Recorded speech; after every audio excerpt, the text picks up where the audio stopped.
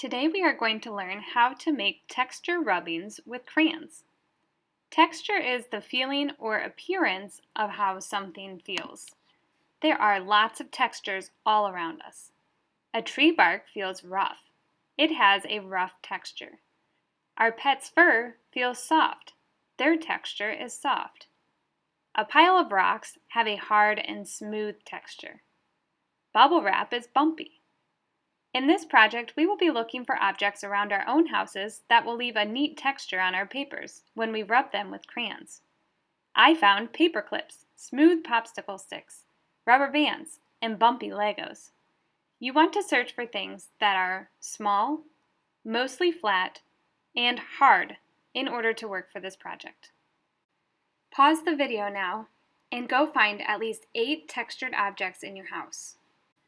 Once you have all of your textured objects, you're going to go ahead and grab your crayons. Now, while you can use a regular crayon, it's best if you peel it so that you can be using the side of the crayon instead of just the point. After you've peeled your crayon, you're going to put one of your objects underneath the paper.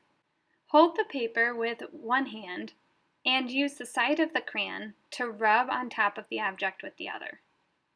I can move my object now, and again, hold the paper and use the side of the crayon in order to rub on top of the object.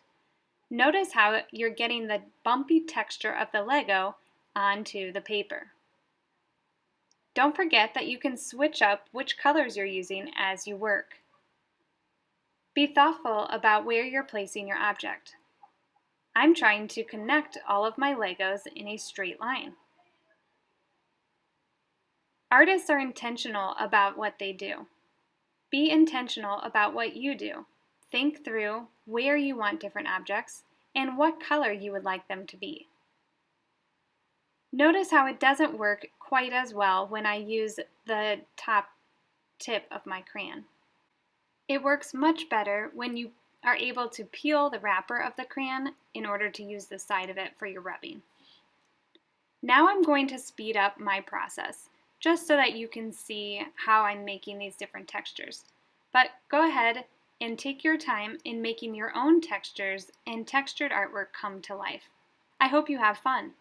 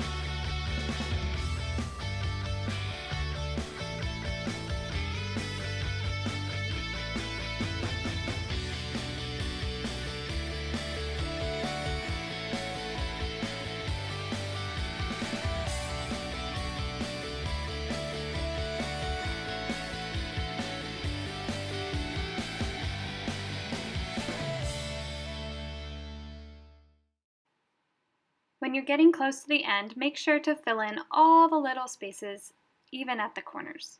And then you are done.